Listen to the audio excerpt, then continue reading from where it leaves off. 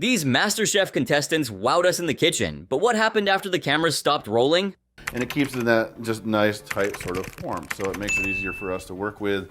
Pulling it out, it's much more attractive visually on the plate. Did they open restaurants, write cookbooks, or take a completely different path? Join us as we catch up with the Season 1 contestants and see where their culinary journeys have taken them. The first on the list is a contestant with a long history of great family cooks. Tony Carbone's love of food and cooking was inspired. Growing up in Boston, he was surrounded by the rich culinary traditions of his family. There, meals were more than just sustenance. They were an expression of love and creativity. I'm gonna be America's first master chef because I believe in myself. Though he initially pursued a career in radio after college, working his way up the corporate ladder, his passion for cooking never faded. The constant pull toward the kitchen eventually became too strong to ignore, leading Tony to make a life-changing decision. Determined to follow his true calling, Tony enrolled in culinary school to hone his skills. He really wanted to transition from being a passionate home cook to a professional chef. This dedication and love for food eventually led him to MasterChef, the competitive cooking show hosted by the legendary Gordon Ramsay. On the show, amateur chefs from across the country battle it out in high-pressure culinary challenges. Their goal is to win the prestigious title of Master Chef and jumpstart their professional careers. I think the seasoning is absolutely exact. I have a problem with the sweetness of the brioche and the size of the brioche. Thank you, chef. Tony was selected as one of the contestants in Season 1 of the US edition of MasterChef. As a former server from Boston, he understood the importance of good food and excellent presentation, but cooking under extreme time constraints in a high-stakes competition was a whole new challenge. I just kept thinking, am I going home to see my wife and my dog? Am I hopping on that plane back to Boston? He displayed impressive skills in the early rounds, earning praise from the judges and proving himself as a strong competitor. However, in Episode 7, Tony faced a particularly daunting challenge that ultimately led to his elimination. The contestants were tasked with an ingredient identification test, a challenge that required them to taste and correctly identify various food items while blindfolded. Think wisely.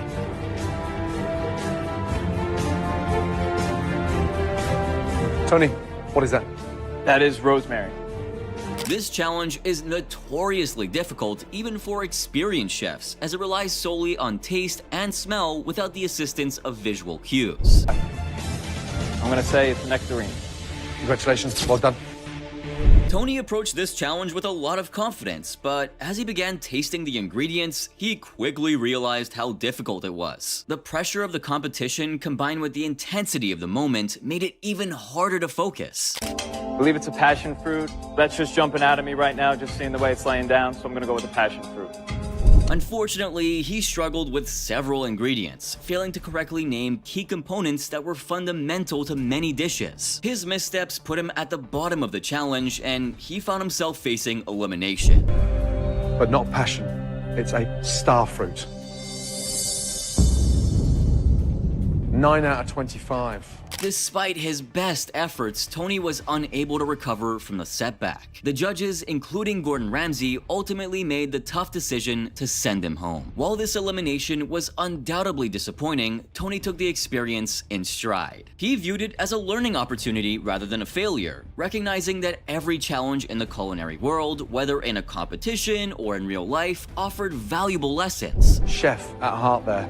Continue following that dream. And if you don't find that dream, then give me a call.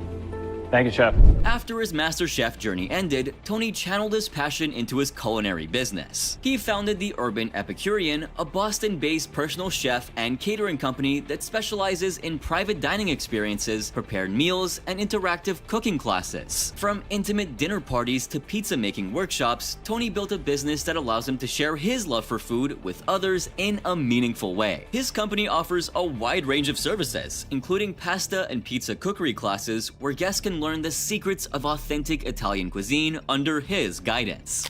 You want to get it to about 375, but you can tell when the oil's hot. You hand over it, good to go. He also hosts pizza parties, bringing people together through one of the world's most beloved foods. Through the Urban Epicurean, Tony has found a way to merge his passion for cooking with his ability to create memorable experiences for his clients. Really delicious right now. I know you can't smell it at home, but it smells really great. Let's dig in. Yeah, dig in, be my guest. Cool. Tony Carbone's story is a testament to the power of following one's passion. While his MasterChef journey may not have ended with a trophy, it served as a crucial stepping stone that helped him carve out his own unique space in the culinary world. By embracing both his triumphs and setbacks, Tony has built a successful career doing what he loves, creating delicious food and sharing it with others. Another example of excellence was David Miller. A software engineer from Boston, David had always been passionate about cooking. He saw it as both an outlet and a way to bring joy to others. His competitive spirit, sharp culinary skills, and bold flavors quickly made him a frontrunner in the competition. David Miller, did you realize we're coming to US Marine Base today with that top on? No, sir, I did not. I think someone's going to beat the out of you in a minute. From the very beginning, David established himself as a serious contender. His technical proficiency and ability to execute dishes with precision earned him consistent praise from the judges, and that includes the formidable Gordon Ramsay. I'm gonna bring it, I promise you. Really? I really, Because if not, I have him to deal with. really. You gonna bring it? I'm gonna bring it. His background in engineering surprisingly gave him an analytical edge in cooking. It allowed him to deconstruct dishes and perfect them with meticulous detail. His confidence in the kitchen often translated into bold, risk-taking moves that set him apart from the competition. One of the most talked about moments in David's MasterChef journey was the infamous clam chowder incident. And is that tradition in Boston that they drizzle extra virgin olive oil on top of a clam chowder? No, that's my own spin on it. Given Boston's deep seafood tradition, he chose to prepare a classic New England clam chowder, a dish really close to his heart. The expectations were immense, both from the judges and his fellow competitors. They anticipated a flawless execution from someone so deeply connected to the dish's origins. The heat from mine will come from red pepper flakes. It will be creamier, yet it'll still be light.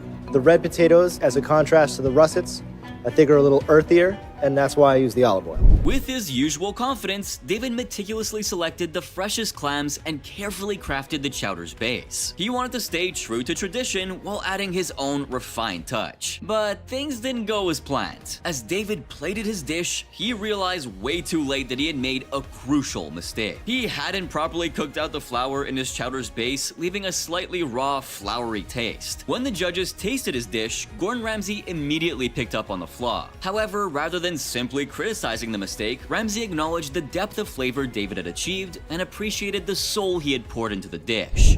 Clams are cooked absolutely perfectly. Thank you, Chef. This is a very difficult choice. He reminded David that minor missteps should never overshadow an otherwise excellent execution. This has the makings of an incredible chowder, Ramsay noted, but precision is everything at this level. Though disappointed, David took Ramsay's feedback in stride, refusing to let the moment define his journey. There's more of a clam texture and flavor running through, but you've managed to not make it too thick, so it's so enjoyable. And it's not 3 mouthfuls you want, it's 3 bowlfuls you want. All eyes were on Graham. And what came out of his mouth next? You just have to hear it. It's delicious. Really good job on that. Ultimately finishing as the runner-up of Season 1, David's journey was a testament to his skill, perseverance, and adaptability under pressure. Though he never opened a restaurant, his presence in the food industry remained strong, inspiring aspiring home cooks to chase their culinary dreams. David was amazing, but wait till you hear about Jake Gandolfo. He was a standout contestant in Season 1 of MasterChef US, known for his larger-than-life personality and strong culinary skills. A construction manager by profession, Jake had a deep passion for food that led him to take on the intense competition of MasterChef. His bold flavors and fearless approach to cooking quickly made him a favorite amongst both the judges and viewers. I call myself the closet cook because people look at me and they see like this guy that probably rides a Harley and is a knuckle dragger and this big dude, you know, but really I'm super passionate about my cooking. Throughout the competition, Jake showcased his ability to cook with heart, often drawing from his personal experiences and love for robust, comforting flavors.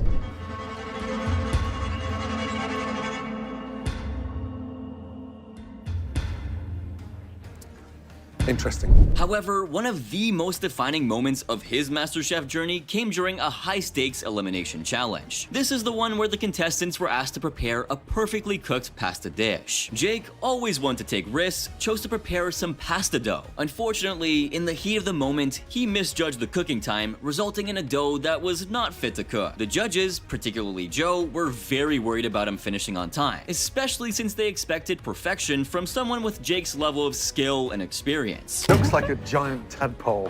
The sauce at the end, what is that? That's actually the black garlic with agave, and that's the infusion with pomegranate. Despite this setback, Jake took the criticism in stride, using it as fuel to refine his techniques and approach.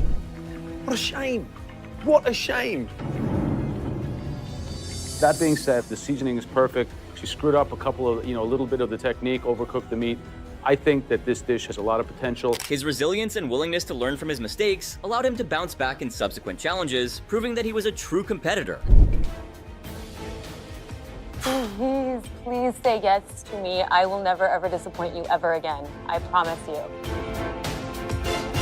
His journey on MasterChef was a testament to his dedication to the craft and his ability to handle pressure with grace. And it's hot. It's spicy, it's real. Got some heat.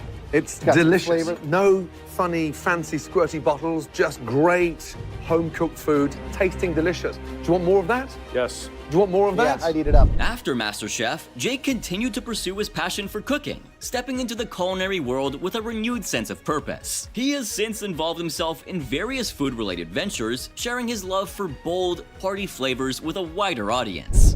If I had a choice of walking in there and getting that apron the first time around, I wouldn't do it. I'd do it the same way I did it this time. Because it helped me learn something, helped me to see and understand what the purpose of it was. You gotta fall before you stand up and learn not to trip again. His story remains an inspiration to aspiring chefs, proving that determination and passion can open doors to new and exciting opportunities. Following his time on MasterChef, Jake became actively involved in the food community, using his skills to give back. He participated in numerous charity cooking events, including efforts to support the Wyoming Food Bank of the Rockies. His dedication to using his talent for a good cause demonstrated his commitment to not only cooking, but also making a positive impact on those in need. You can totally mix it up. I mean, you can do different egg dishes every day.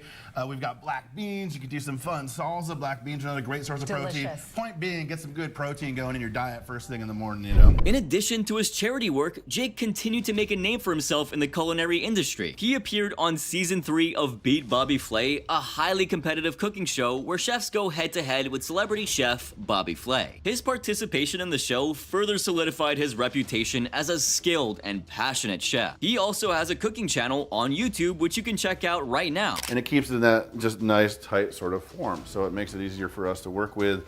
Pulling it out, it's much more attractive visually on the plate. Jake was also the owner and pitmaster of Blackboard Barbecue, a popular restaurant in Boerne, Texas, known for its high-quality barbecue and Southern-inspired flavors. Under his leadership, the restaurant gained a strong following and became a local favorite. However, in 2022, he did decide to move on from the business and sold the restaurant, opening the door for new opportunities in his culinary career. How could we possibly forget about Mike Kim, a server from Redondo Beach, California, who was a passionate and talented home cook who showcased his skills on MasterChef Season 2. Though his journey on the show did end in episode 10, his time in the competition left a lasting impression. His enthusiasm for food, along with his dedication to learning and improving, made him a contestant to watch out for. Oh my God, what goes with vanilla? What goes with vanilla? An Asian family, we ate fruit. That was dessert, Mike entered the MasterChef kitchen with a strong desire to prove himself and transform his passion into a professional career. Like many other contestants, he faced the daunting challenge of cooking under pressure, impressing judges like Gordon Ramsay, Joe Bastanich, and Graham Elliott. Throughout the competition, he consistently put forward creative dishes, showcasing his growing skills and knowledge. A particularly tense moment for Mike occurred during a team challenge. This was when he and his fellow contestants were responsible for catering to a larger group of diners. The stress of the high-stakes environment tested his ability to work under pressure and coordinate effectively with his team. Despite his best efforts, there were moments of miscommunication and difficulty in execution, reflecting the immense challenges of professional kitchen work. Tasked with preparing a poached pear trifle, he faced difficulties in nailing the technical precision required for such a delicate dish. Then the custard, man, I think I might have bitten off a little bit more than I could chew. Desserts are often considered one of the trickiest areas in the culinary world, requiring both scientific accuracy and artistic flair. David, who was competing against him, noticed the anxiety. You see him, he's jumping back and forth, and he's like shaking and running back and forth. Oh my God. Unfortunately, Mike's trifle failed to meet the high expectations of the judges, and he was sent home. While his exit was very disappointing, it didn't mark the end of his culinary aspirations, and that's for sure. Raw egg whites on top of a badly made trifle.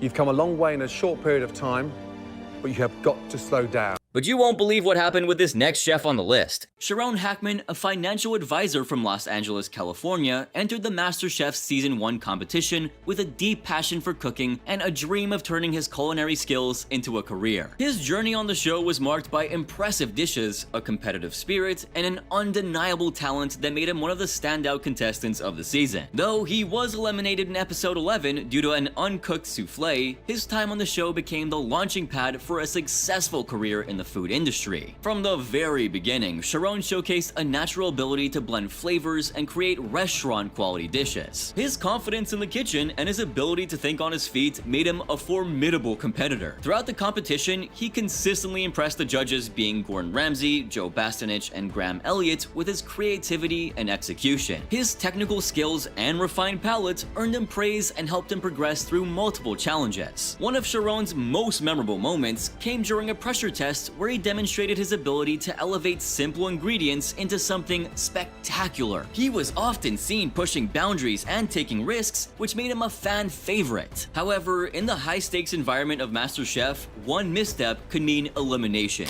I wanted to grow. I wanted to challenge myself. And although maybe at times it helps to play safe, but I'm not here to do dishes that I've done 10 times before. I'm here to be a master chef. His journey came to a sad end in episode 11 when he faced the challenge of making a souffle. Souffles require precision, timing, and a deep understanding of baking techniques. With 18 seconds left, is this it? This is it. What was that last bit you put on top after the icing sugar? A little bit of sea salt. Unfortunately, Sharon's souffle was undercooked, a mistake that cost him his place in the competition. Despite his elimination, he left the show with invaluable experience and a clear vision for his future in the culinary world. Sadly, slightly undercooked, slightly cold in the center, and something that needed 2 to 3 minutes more time to perfect. Rather than just returning to the financial sector, Sharon pursued his passion for food full-time. After MasterChef, he launched Hacks, a brand specializing in gourmet sauces and salad dressings. He also tried his hand at being a brand ambassador. It's about that drive and passion to create that next dish that people can't wait to taste. Having the opportunity traveling the world and experiencing cuisine. His products quickly gained popularity for their rich flavors and high-quality ingredients. His success in the food industry led him to appear on Cocktails with Chloe, further expanding his presence in the culinary world. In 2018, Sharon introduced meal kits, allowing home cooks to enjoy his signature flavors with convenient, easy-to-make meals. The following year, he took his brand a step further by launching Hacks Chef Crafted Meals, a line of pre-prepared meals available in stores across the US. These meals combine convenience with gourmet quality, appealing to busy individuals who still wanted delicious, high-quality food. Check out our Chef Hacks roasted Brussels sprouts with uncured bacon and dried cranberries.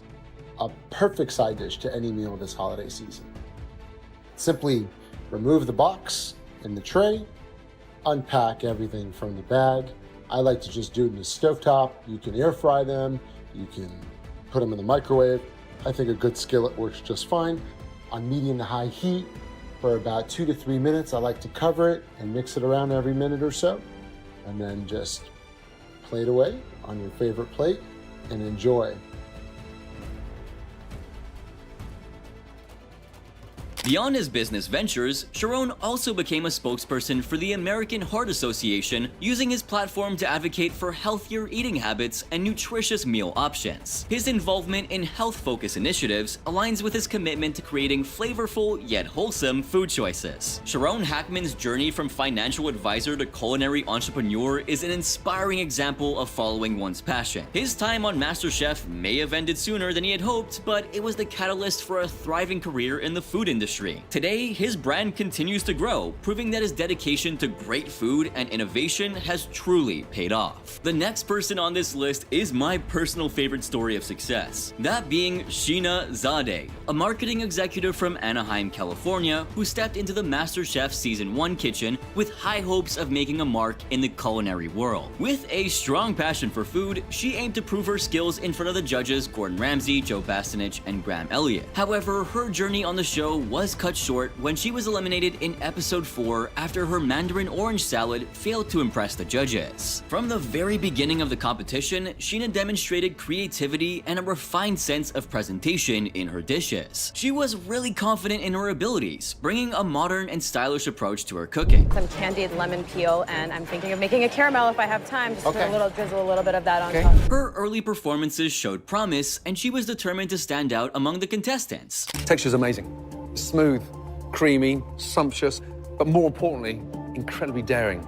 And this time, it worked. Good job. Thank you. However, as the challenges intensified, so did the pressure. MasterChef demanded not just passion, but precision, adaptability, and the ability to deliver under extreme conditions. One of the defining moments in Sheena's MasterChef journey was a team challenge where contestants were tested on their ability to work together under high-pressure restaurant conditions. During this challenge, Sheena had difficulty keeping up with the fast pace and struggled to deliver the level of execution required. While her leadership skills from her marketing background were evident, the experience highlighted the steep learning curve between home cooking and professional kitchen standards. As I mentioned, her downfall came in episode 4 when she prepared a mandarin orange salad that landed her in the bottom 3. And then I finished it with a sauce that features the mandarin orange as well. So from here, visually, it looks like a fruit salad. And just when you thought Ramsay was done, he had more to say. That can be put together domestically in 5 minutes. As a result, Sheena was eliminated from the competition. Please take off your apron and leave the MasterChef kitchen. What? What?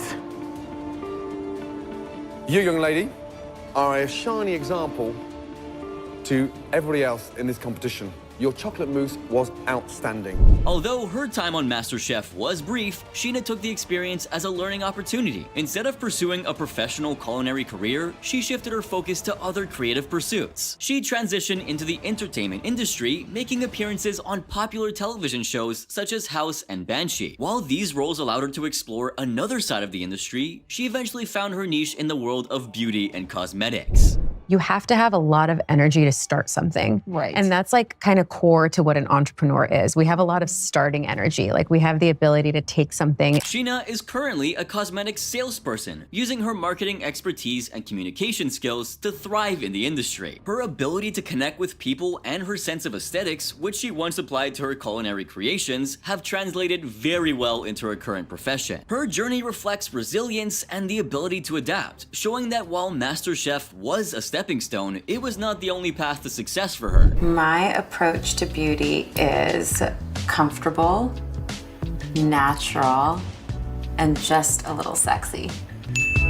In her personal life, Sheena married Greg Yaitaines, a well-known television director, in November of 2012. Greg, who is recognized for his work on hit shows like House, Banshee, and Greg's Anatomy, has been a significant figure in the entertainment world. Their marriage further solidified Sheena's connection to the industry, though she has largely maintained a private life outside of her professional endeavors. Which is in the Museum in Washington, D.C. Yeah, I actually just went to the museum and I saw it there. They That was have amazing, an awesome right? FBI exhibit. It's I amazing. took hundreds of photos of it when I was there for my future production designer. Sheena's MasterChef journey may not have led to a career in food, but it was an important chapter in her life. Her willingness to take risks, explore new opportunities, and redefine define her path showcased her versatility and ambition. While some contestants on MasterChef go on to open restaurants or become chefs, Sheena's story is a reminder that success can take many forms. Whether in the kitchen, on television, or in the world of beauty, she continues to carve her own unique path. Guess who was in the first semi-final round with David? It was none other than Sheetal Bhagat, a teacher from Chicago, Illinois, who captivated audiences during her time on MasterChef Season 1. With her elegant cooking style, quiet confidence, and deep passion for food, she quickly became a standout competitor. Sheetal wasn't just another home cook. She brought a refined touch to her dishes, often incorporating flavors from her Indian heritage in a way that impressed even the toughest judges. I've never killed anything in my life. You've never what? I think I can kill the crab. And while her time management has occasionally let her down, as the competition progressed, Sheetal continued to prove herself as a serious contender. Her calm and collected demeanor set her apart, and she was often seen methodically working through challenges while others were panicking around her. She formed strong friendships with fellow contestants, yet remained fiercely competitive, always pushing herself to improve. The winner of the last Mystery Box Challenge, Sheetal, well done. making her a quiet contender for the MasterChef title. However, look, MasterChef is a brutal competition, and even the most skilled home cooks can face elimination. In episode 12, Sheetal found herself in a high-stakes cook-off against David Miller, one of the strongest contestants of the season. Sheetal, you've been amazing. From the first instant when you walked through those doors, you had my vote. That level of love, passion that you have with food doesn't end here. You must continue that journey. The challenge required them to prepare 3 classic dishes: veal Milanese, apple pie, and clam chowder. It was a daunting task, and while Sheetal gave it her all, David's execution was just a step ahead. Despite her best efforts, she was eliminated, finishing in 6th place. Her departure was an emotional one, as she had grown not only as a chef, but also as a person throughout the entire competition. The judges recognized her talent and encouraged her to continue pursuing her passion for food. While her MasterChef journey had come to an end, Sheetal's journey was far from over. She took her love for flavors and creativity and channeled it into a new venture, Spice Note Tequila. This very unique brand combined the smoothness of tequila with the warmth and complexity of spices, creating a drink that reflected her cultural roots and culinary expertise. The idea was certainly innovative, and the brand gained attention for its distinctive flavor. Yeah, speaking of editing, no, you know what, Gordon Ramsay is one of the most intense people I think I've ever met, but such a nice guy and really just wants you to excel and grow. Alright, that was wild, but stick around because this next part, it's even crazier. Congratulations to Whitney. I'm talking about Whitney Miller, the very first winner of US MasterChef back in Season 1. This Southern belle wowed everyone with her down-home cooking skills, earning tons of praise from the judges and snagging the very first MasterChef title. That cheesecake is unique. Texture, flavor, and with that modern interpretation, you took a huge risk, and it worked. Still, a lot of fans were pretty upset, saying they wanted David to win instead. They felt Whitney didn't have the technique, leadership, maturity, or creativity to deserve the crown. Going into the finals of America's First MasterChef, and this means the world to me. But hey, I'm not totally sure about that. What do you think? Drop your thoughts in the comments. Whitney Miller is a total powerhouse in the kitchen. She's not just a chef, she's also a cookbook author, recipe and menu developer, and food stylist. Her talent goes way beyond the US, with her Southern-style cooking making waves in places like China, Dubai, Malaysia, and South Africa. Get these kind of MG-friendly recipes. There's a new series called Let's Cook. On top of that, Whitney creates blog posts and recipes for big-name brands and magazines like Big Green Egg, Tervis, Penobscot, McCrum Potato Company, Southern Living, and more. And it's not just about print. Whitney's even made her way onto TV, appearing on shows like Good Morning America,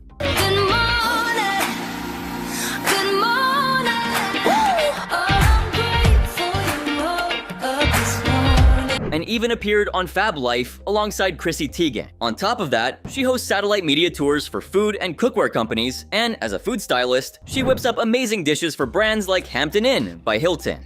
Whitney also made history as the first Southern chef to showcase her talent at Chef Dance during the Sundance Film Festival.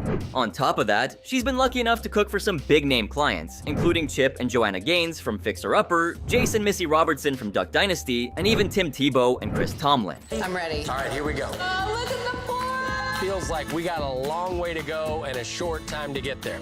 We've run into a problem. Whitney Miller's cooking skills have definitely turned heads, from rocking major culinary events to serving up dishes for some pretty big names.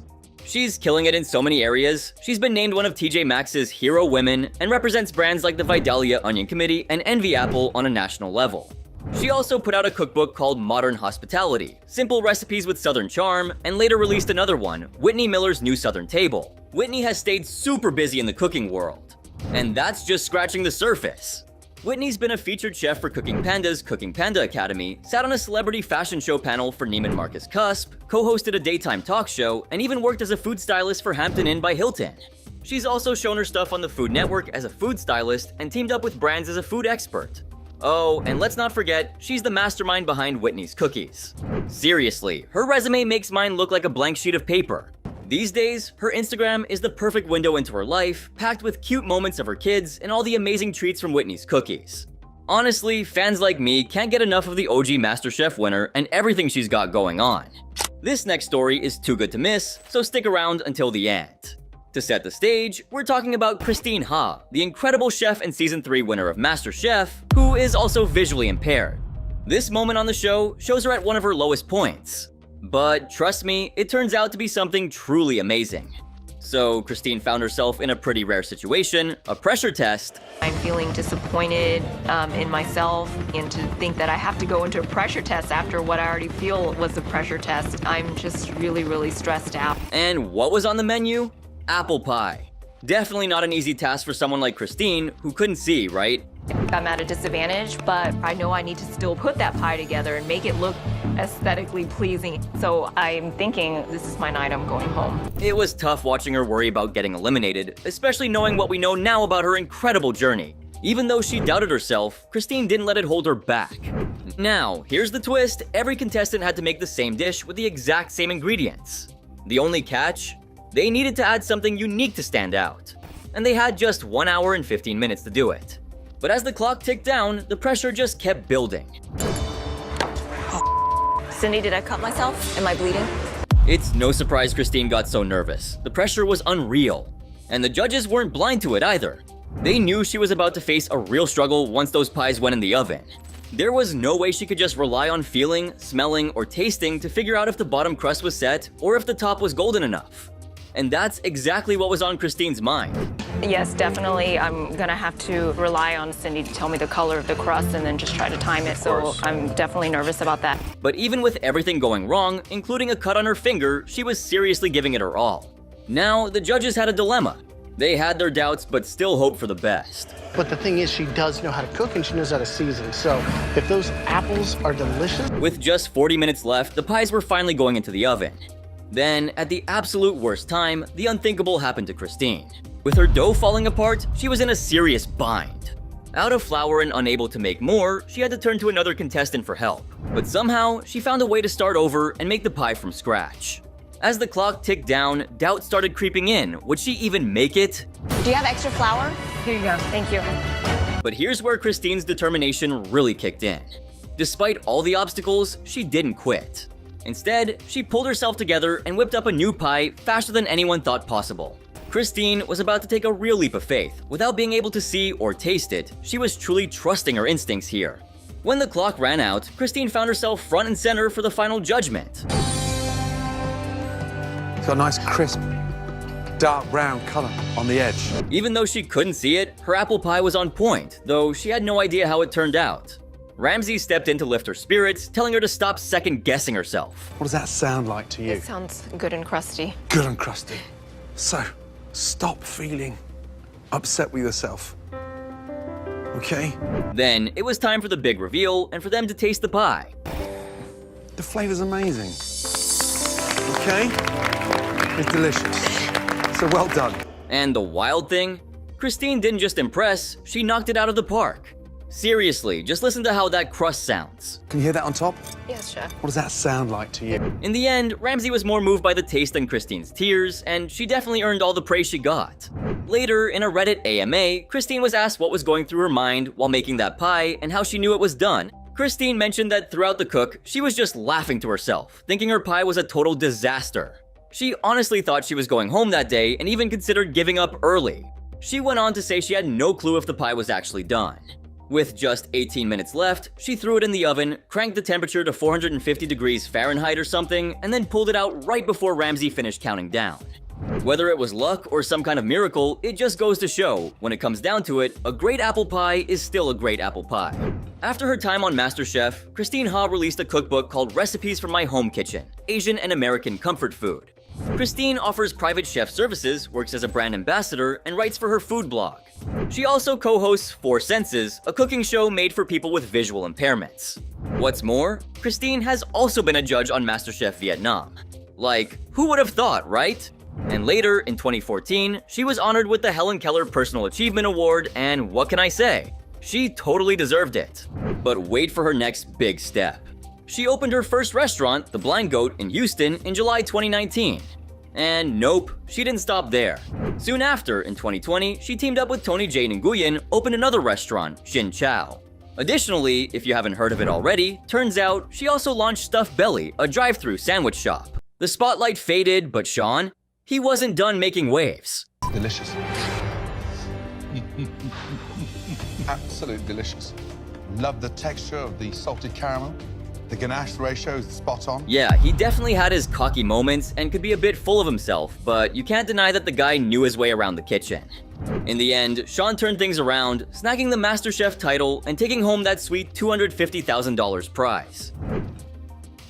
Sean!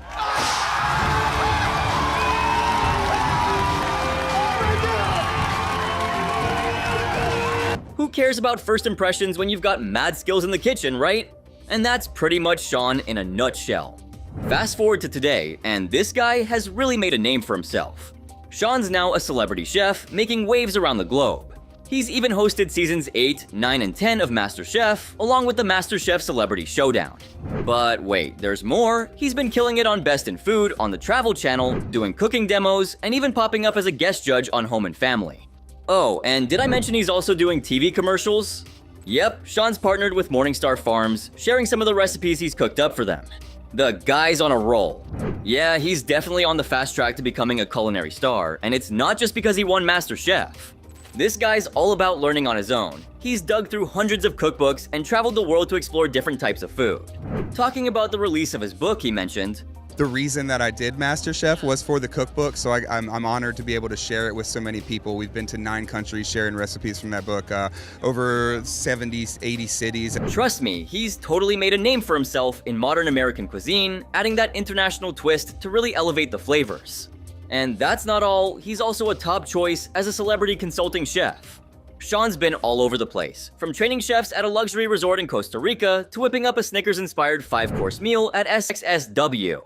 He's definitely making the most of every career opportunity that comes his way. And did I mention he even landed a nationwide deal with Newcastle? Calling this guy business savvy is seriously an understatement. But if he had the chance, do you know what kind of food he'd go for? I'm a steak guy. I'm a meat and potatoes. Like I was born in Iowa, lived in some meat and potatoes towns. So I'm a meat and potatoes guy. So the steak and the meat recipes are definitely mine. Same here, man. Give me a sous vide picanha any day and I'm all set.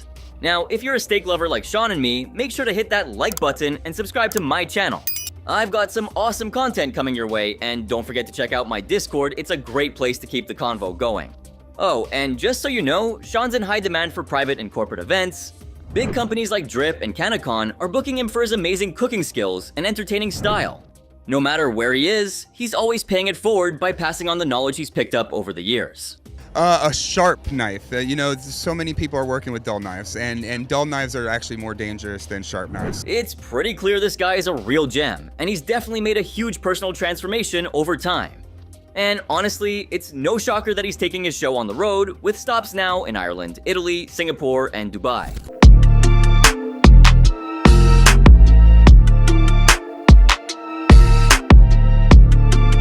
After his time on MasterChef, Sean came out with a cookbook called My Modern American Table: Recipes for Inspired Home Cooks. Sean's hosted plenty of pop-up dining events, cookery demos, and even online cooking classes with other MasterChef winners. Sometime later in 2020, he became a co-owner of The Blind Pig. But our man here was just getting started. In 2021, he launched La Rea Las Vegas and worked there until January 2022.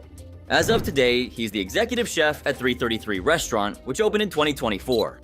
Next up, we've got a guy who's not just a dancer, but also an artist and a chef.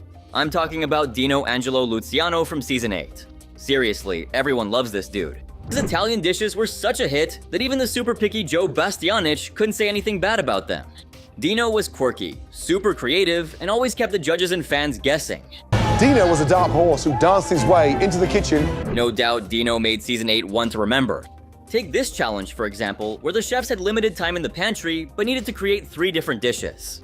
Dino went all in with his squid and capellini with calamari, clams, and cherry tomatoes. At first, the judges weren't sure, but as soon as they tasted it, those doubts were gone. Dino.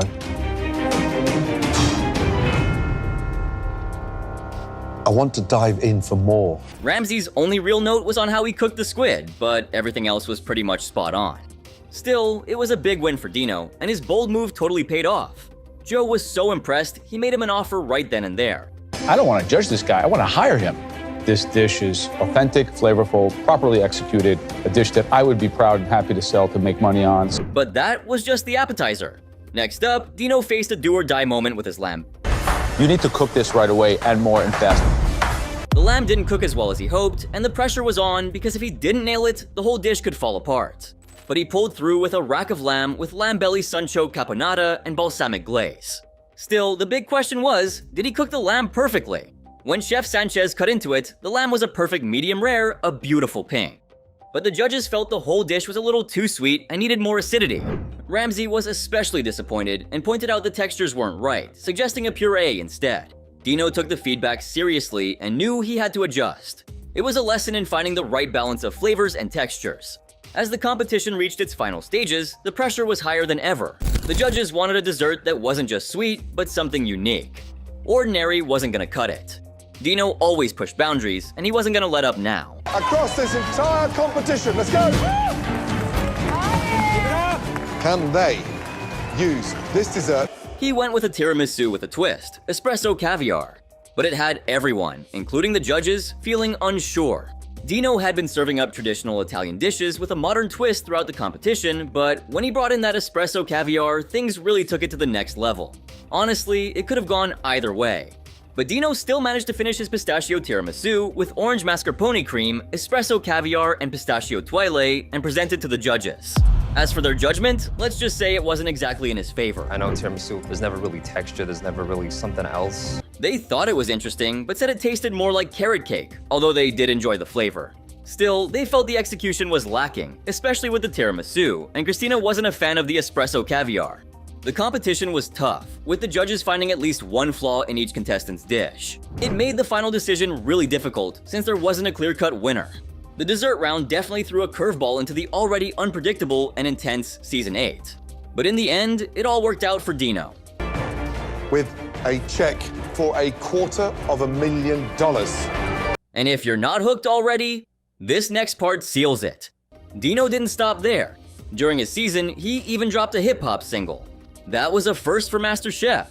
And as if that wasn't enough, he opened his own restaurant in Montreal, showing that winning MasterChef was just the start of a brand new chapter. Love you, Dino Baby Doll. Dino Angelo Luciano from MasterChef Season 8 was a dancer from Bensonhurst, New York.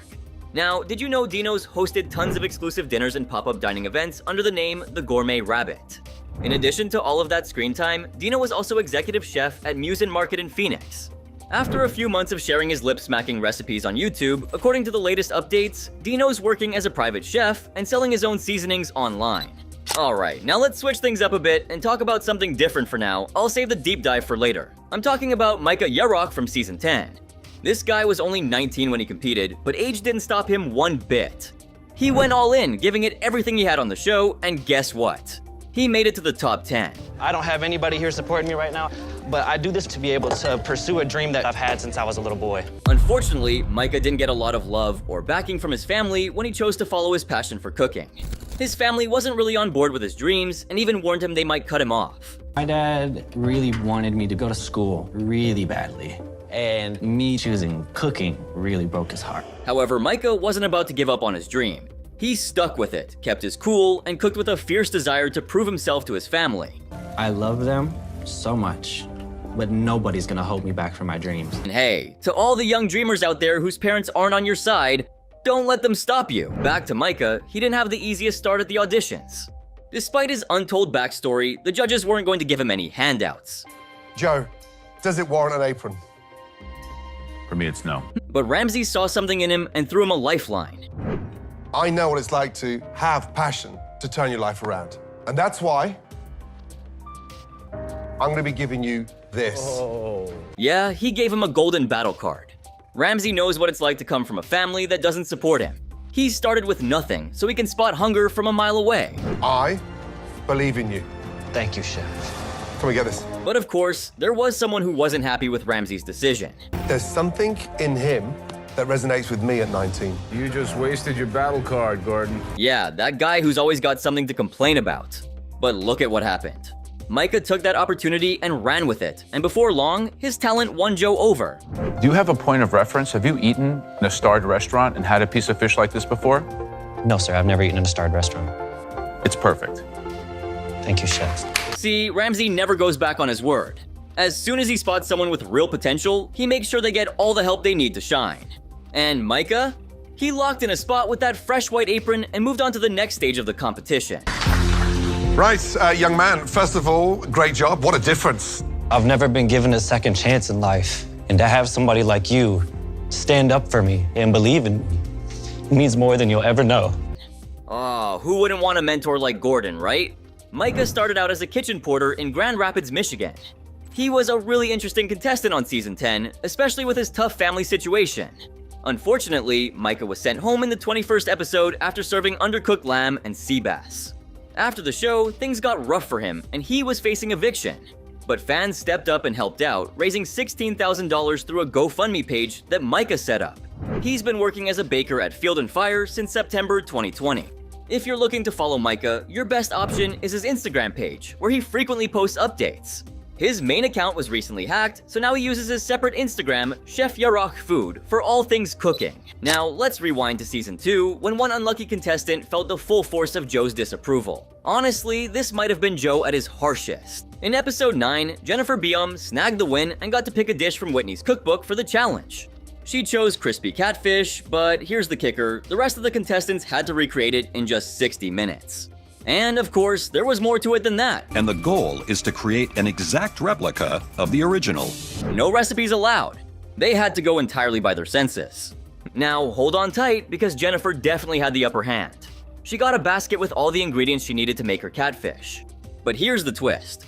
The other contestants had to figure out all 29 ingredients in Whitney's dish just by looking at it, and they had only 5 minutes to do it. Jump to judgment time, and Adrian Nieto was pretty nervous about how his dish turned out. He admitted that he was so focused on the flavor that he might have overlooked the presentation. Then here comes Joe. You take the tartar sauce, you put it in the front. And shockingly, this time, he started commenting before even tasting the food. Adrian had put so much work into it, and Joe was just tearing him down. Ugh, I can't stand when he treats food like that. Even Ramsay seemed uncomfortable. But despite all that, Adrian managed to dodge elimination.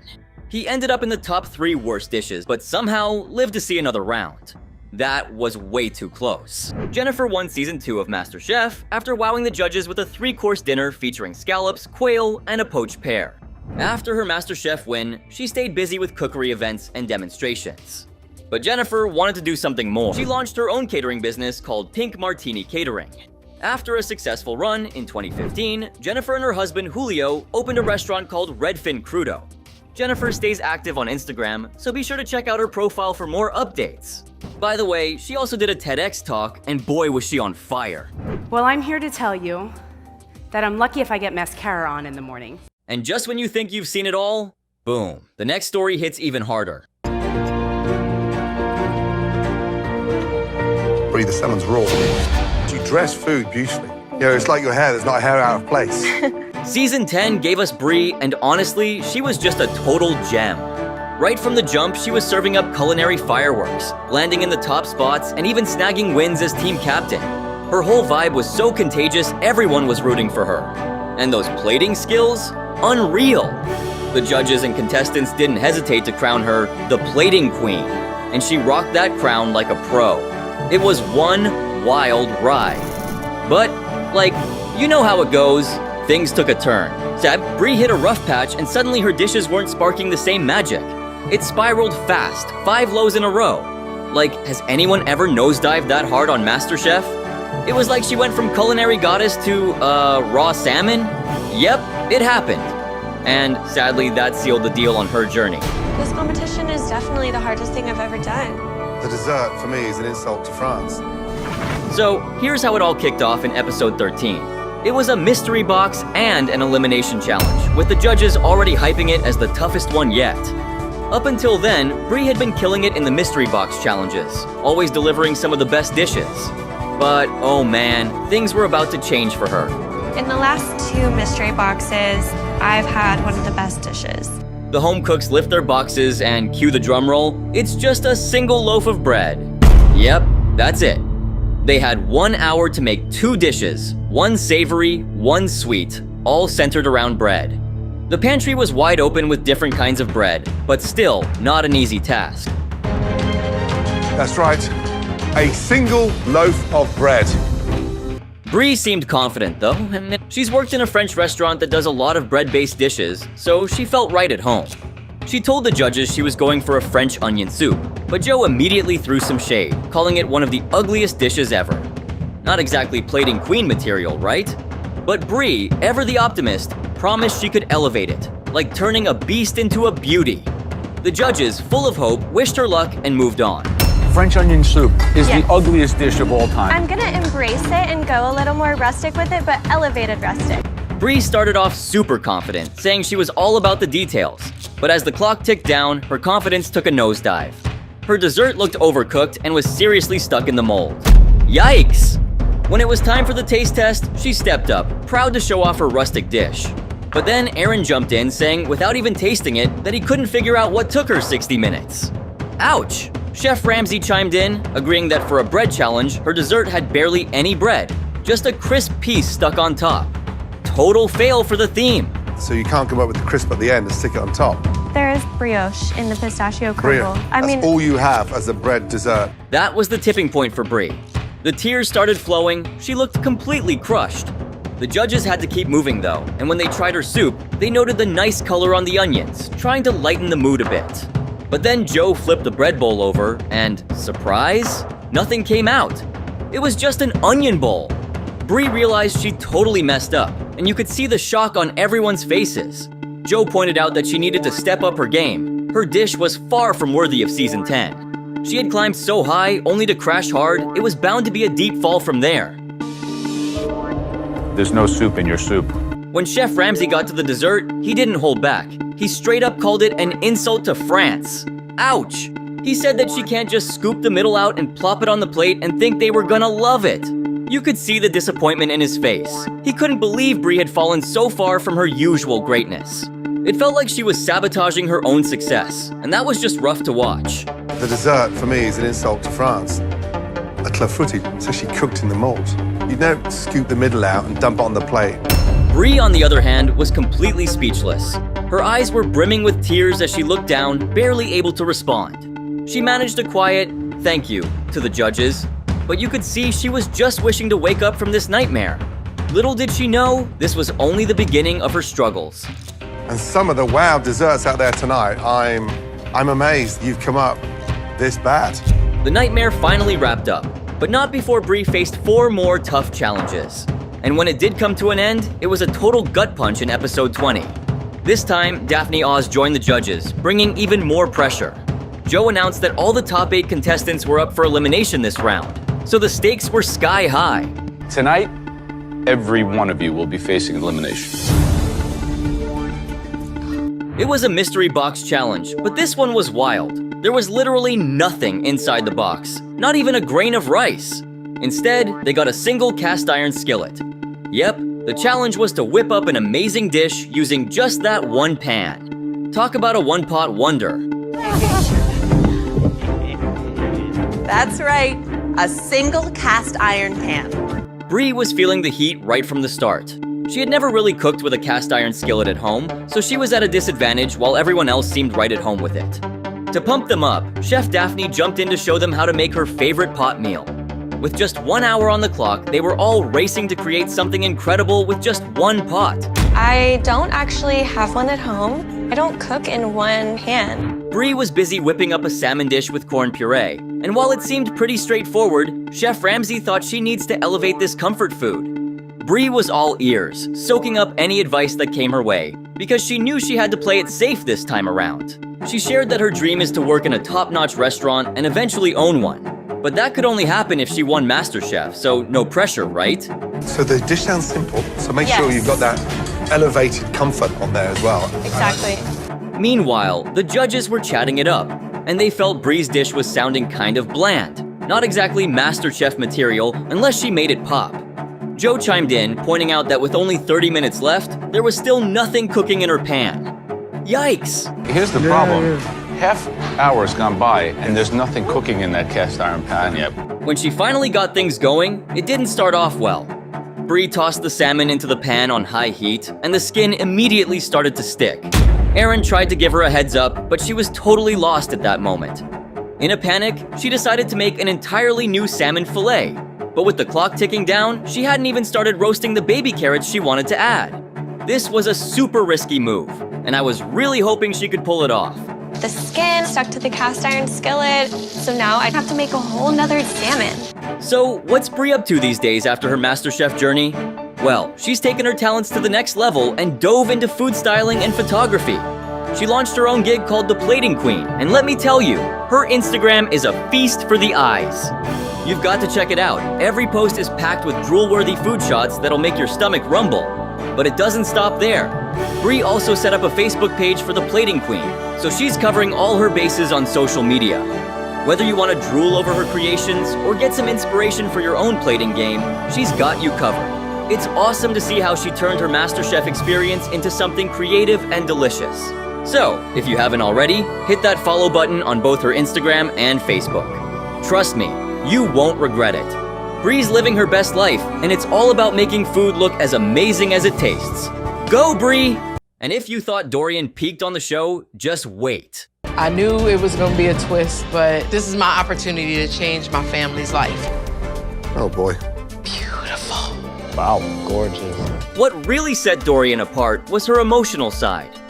She had a fiery temper and wasn't afraid to let the tears flow, especially during that intense tag team elimination challenge with Subha. But despite those emotional moments, she proved time and again that she could whip up incredible dishes even under serious pressure. With back-to-back victories, she was quickly becoming a frontrunner for the coveted MasterChef trophy. Okay, you want me to put it in the form? So much. But let's talk about her epic moment in episode 13. That was the game changer. It was a grueling mystery box challenge combined with an elimination round. The contestants had just an hour to create one entree and one dessert using only a single piece of sourdough bread. Oh! All right. Sourdough bread. All right. Leading up to this episode, Dorian had found herself on the chopping block before, but this time, she was determined to turn things around. She kicked things off with a bang, beautifully searing her pork chop while embracing her southern comfort food style. She was crafting a southern pork chop with bread stuffing and a chocolate crumble bread pudding. Chef Ramsay was loving her prep and wished her luck, which always feels like a good omen. That looks beautiful, Dorian. Ooh, that is a gorgeous sear. Thank you. Then came the taste test, and you could feel the tension in the air. Dorian was worried her pork chop might be raw and send her home. But when Chef Ramsay made the first cut, jaws dropped, her pork was cooked to perfection.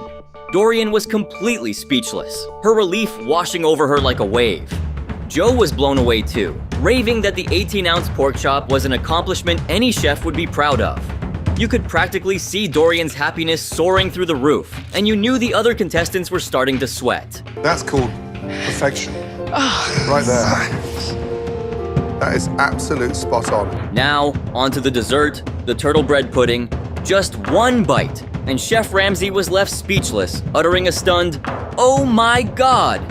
It was a decadent treat that had Joe unable to stop himself from going back for more.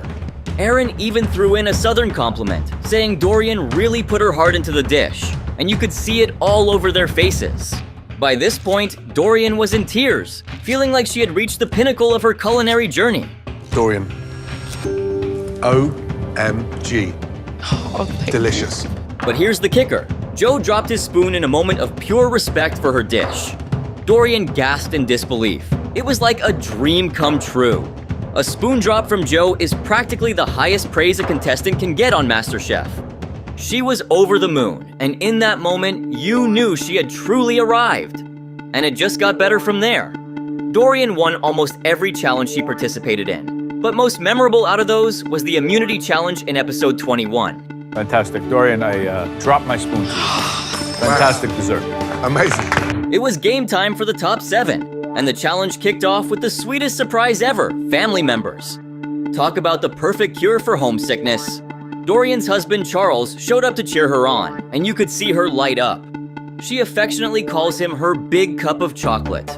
And honestly, he seemed like her biggest supporter. Charles gushed about Dorian's undeniable passion for cooking, saying he was thrilled the world finally got to see her shine in her element. My husband, Charles, I call him my big cup of chocolate. You know, he's everything to me. And to have him here is absolutely phenomenal. The challenge was to whip up a dish that would impress not just the judges, but also the family members watching from the balcony, like little guardian angels. How cool is that? To make things even more exciting, there were 3 immunity spots up for grabs, which meant a guaranteed spot in the top 6. Stakes were high, folks. Remember that, okay? My culinary dream has never really been... As the contestants prepped, Chef Ramsay chatted with Charles, marveling at how lucky he was to have such a talented wife. In a fun twist, Charles even spilled the beans that Dorian had a bit of a crush on Chef Ramsay. Classic. Down in the kitchen, Dorian felt a wave of calm wash over her with Charles there, and she decided to dig deep into her roots, planning to make something southern. Chef Ramsay was already impressed with her vibe and the homey nature of her dish. So Dorian, she's doing a braised collard green. She's doing the most amazing crusted pork chop. Sounds like a super homey dish. Dorian presented a herb-crusted pork chop, and while Joe had some reservations about its southern flair, Chef Ramsay jumped in, cutting him off mid-sentence. He declared Dorian's dish was absurdly delicious, and just like that, she scored another win. Can you say power couple? Fast forward to Dorian Hunter, the Season 10 MasterChef champ from Cartersville, Georgia, who absolutely made a splash with her winning menu. Who could forget those perfectly seared scallops, melt-in-your-mouth short ribs, and that vibrant lemon blueberry tart? The judges were in awe, and she totally earned that victory. Dorian! After the confetti settled, Dorian didn't take a breather. Nope, she jumped right into training at the restaurants of the 3 MasterChef judges, soaking up culinary wisdom like a sponge. And if that wasn't enough to keep her busy, she also launched her own cookbook, Not Your Average Southern Sides Chick, a playful nod to her southern roots with a fun twist. While Dorian dreams of opening her own restaurant one day, she's currently thriving as a private chef, catering to special events and keeping things delicious in a more personalized, intimate setting. It's clear that Dorian's culinary journey is just getting started, and we can't wait to see what she cooks up next.